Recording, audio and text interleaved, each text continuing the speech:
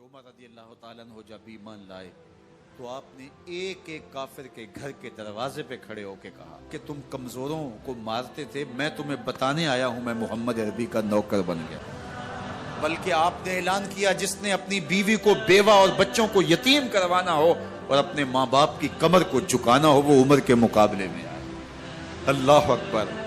زنیرہ نامی ایک خاتون تھی، بہت کمزور،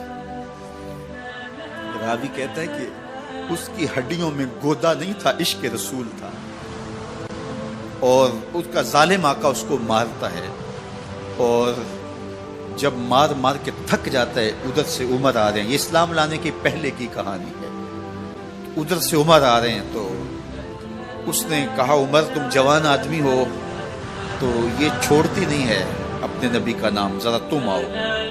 عمر کوڑا پکڑ لیتے اسے مارتے مارتے تھک جاتے ہیں تو پانی پینے لگتے ہیں، تو کہتے ہیں مجھے تیرے پہ ترس نہیں آیا لیکن میں ذرا پانی پینے لگا ہوں، اور پھر گلے کے اندر ڈال کر کے کوڑا اس کی رسی کو بل دیتے اور اس کی آنکھیں باہر نکل آتی اور کہتے ہیں بلا اپنے نبی کو جو تیری آنکھوں کی بینائی واپس کرے۔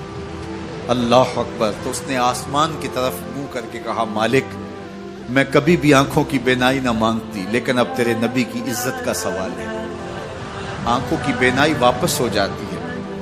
زنیرہ کو بڑا مارا، آج عمر گلیوں میں آنکھوں میں آنسو ہیں اور عجیب دل بے تاب ہے، اور کہتے ہیں آؤ بھئی میں حضور کا غلام بن گیا ہوں، تمہیں بتانے آیا ہوں۔ زنیرہ نے موڑ کاٹا تو آگے عمر یہ آواز دے رہے تھے۔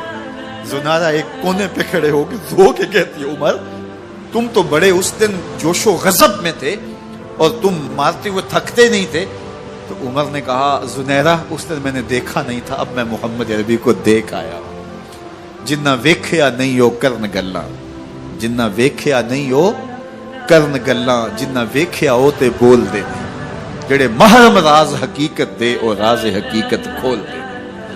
تو حضرت عمر رضی اللہ تعالیٰ عنہ ایمان لائے۔ حضرت عبداللہ ابن مسعود رضی اللہ تعالیٰ عنہ فرماتے ہیں کہ حضرت عمر کا ایمان لانا مسلمانوں کے لیے عزت کا سبب تھا، ان کا ہجرت کرنا مسلمانوں کی نصرت تھی اور ان کی خلافت مسلمانوں کے لیے رحمت تھی۔ حضرت عمر رضی اللہ تعالیٰ عنہ وہ ہیں کہ میرے حضور نے فرمایا لوگوں جب نیک لوگوں کا ذکر کرو تو میرے عمر کا تذکرہ ضرور کیا کرو۔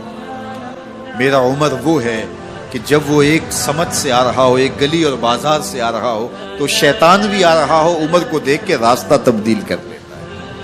حضرت عمر رضی اللہ تعالی عنہ کی طبیعت کے اندر جو جاہ و جلال تھا، طبیعت کے اندر جو سختی تھی، وہ اسلام کے اندر آ کر بھی قائم رہی، اور آپ نے وہی سختی، وہی جاہ و جلال جو پہلے مسلمانوں کے خلاف تھا اب کفار کے خلاف، منافقین کے خلاف حضرت عمر کی طبیعت کے اندر وہ جوش و خروش بدستور موجود ہے۔ لیکن جس دن آپ خلیفہ بنے تو اس دن آپ نے ممبر پہ چڑھ کے جو خطبہ دیا اس میں کہا لوگوں میں سخت اس لیے تھا کہ رسول اللہ نرم تھے، پھر میں سخت اس لیے تھا کہ حضرت ابو بکر صدیق نرم تھے، اب میں تخت خلافت پہ بیٹھا ہوں، اب میری سختی جو ہے وہ نرمی میں تبدیل ہوگی، صرف فاسقوں، فاجروں اور باغیوں کے لیے میں سخت ہوں، باقی تمہارے لیے نرم ہوں۔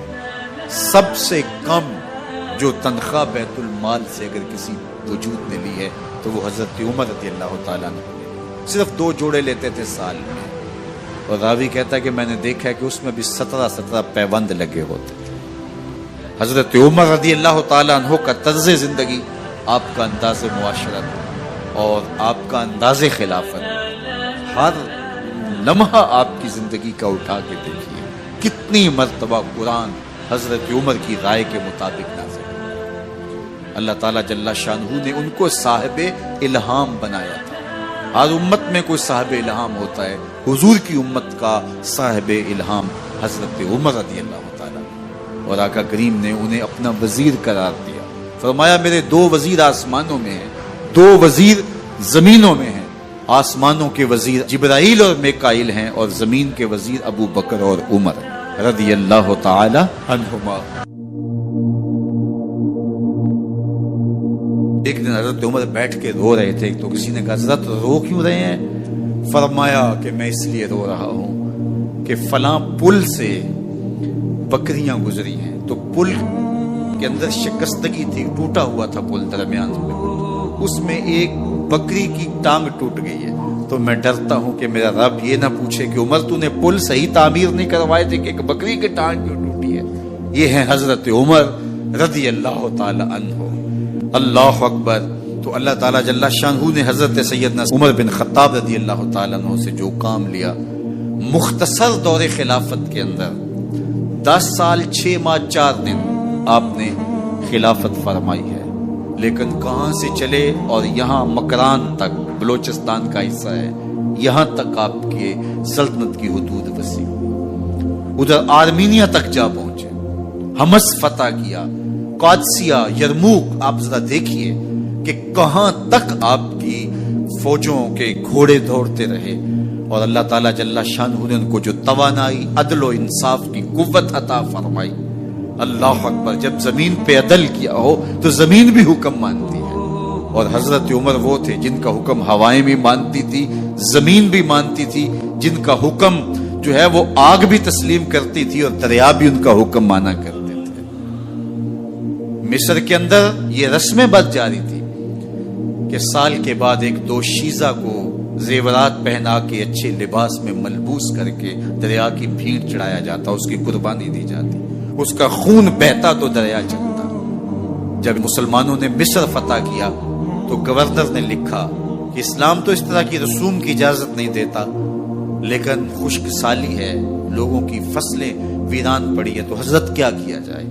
تو حضرت عمر رضی اللہ تعالیٰ عنہ کاغذ کے ٹکڑے پہ لکھتے ہیں، بسم اللہ الرحمن الرحیم، مصر کے نیل کی جانب عمر کا خط لکھتے ہیں، اے نیل اگر تو اللہ کے حکم سے چلا کرتا ہے تو چل، ورنہ ہمیں تیرے چلنے کی کوئی حاجت نہیں ہے۔ اور قاصد کو کہا یہ خط لے جاؤ اور جا کے دریائے نیل میں پھینک دو۔ قاصد جا کے خط دریائے نیل میں پھینک دیتا ہے، پانی آتا ہے، ایسا دریائے نیل چلا، 14 صدیاں ہوئی ہیں آج تک کبھی بند ہی نہیں ہوا۔ دریا حکم مانتے، آگ نکلتی ہے، لوگ حضرت عمر رضی اللہ تعالی عنہ کے پاس آئے، حضرت لاوا پھوٹا ہے، آگ نکل رہی ہے اور مدینے کی طرف بڑھ رہی ہے، اب کیا کیا جائے؟ فائر بریگیڈ تو زمانے میں تھی نہیں۔ عمر نے اپنی قمیض اتاری، جس قمیض پہ 17 پیوند لگے ہوئے تھے چمڑے کے، کہا یہ قمیض لے جاؤ، جدھر آگ بڑھ رہی ہے آگے ڈھالنا، آگ پیچھے بھاگ جائے گی۔ زلزلہ آتا ہے تو زمین پہ دہرا مارتے ہیں، زمین رک جا، کیا عمر نے تیری چھاتی پہ عدل نہیں کیا ہے؟ تو یہ عمر ہیں رضی اللہ تعالی عنہ کہ جن کے انصاف کی وجہ سے، جن کے عدل کی وجہ سے اللہ تعالیٰ کی رحمات، اس کی برکات کا نزول ہوتا تھا، اور اللہ تعالیٰ نے مسلمانوں کو وہ آبرومند حکومت دی۔ کائنات کی تاریخ کے اندر ایسی حکومت آپ نے نہیں دیکھی ہوگی جو حضرت عمر نے حکومت کی ہے۔ اللہ اکبر۔ فرمایا فرات کے کنارے پہ ایک کتا بھی پیاسا مر گیا تو اس کا حساب بھی عمر سے ہوگا۔